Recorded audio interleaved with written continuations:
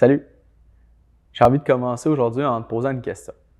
Ça t'est-il déjà arrivé de ne pas comprendre pourquoi tu as pété une coche pour une niaiserie? Pour certaines personnes, ça peut aller très vite entre le moment où ils vivent la colère et utilisent un comportement violent. Si tu es du genre impulsif, c'est encore plus vrai.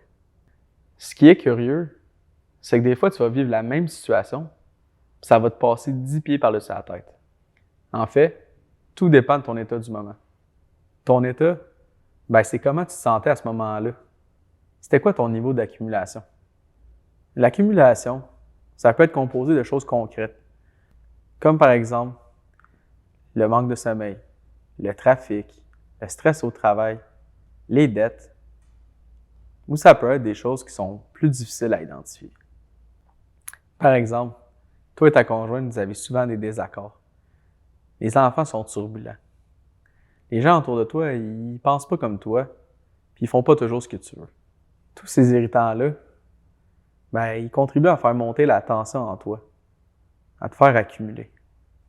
Cette tension-là est super inconfortable. Si tu es ici aujourd'hui, c'est que tu as peut-être tendance à utiliser la violence pour faire baisser la pression.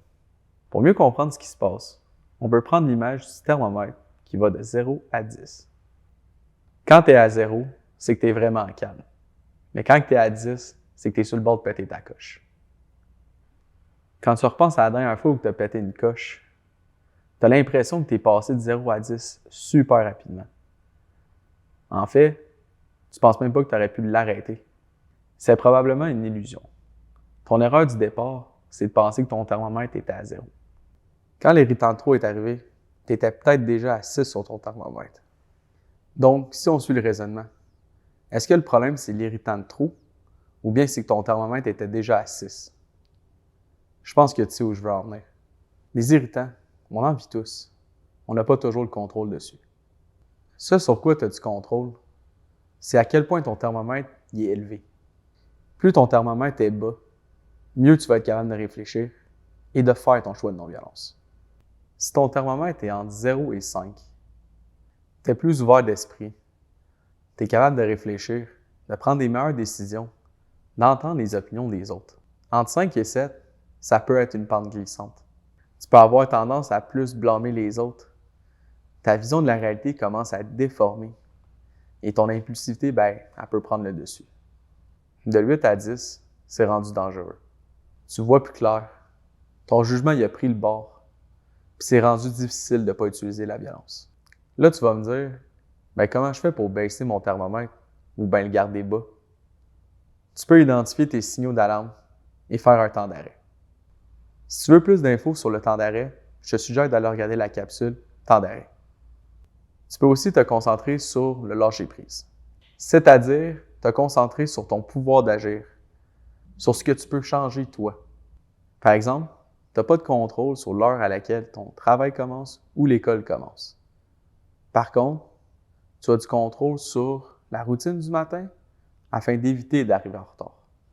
Tu n'as pas de contrôle sur ce que ta conjointe va te dire ou va faire. Par contre, tu as du contrôle sur comment tu vas l'interpréter ou le juger. Donc, c'est moins fatigant et plus constructif de te concentrer sur toi. Il y a aussi d'autres activités qui peuvent t'aider à baisser la tension. Par exemple, fais quelque chose que tu aimes. Ça peut être aussi simple qu'aller prendre une marche, écouter ta musique préférée, faire un exercice de respiration. Ça n'a pas besoin d'être long. Tout le monde a 5 minutes dans une journée. Sois créatif. Avoir un thermomètre haut, c'est fatigant, ça brûle de l'énergie et c'est un cercle vicieux. Moins tu es vigilant dans la gestion de ton thermomètre, plus tu te mets à risque d'utiliser des comportements violents. Prends le temps de vérifier le niveau de ton thermomètre plusieurs fois par jour s'il le faut. En faisant ça, il y a moins de chances que tu te ramasses en haut de ton thermomètre. Il y a juste toi qui es capable de faire ça. Bonne réflexion.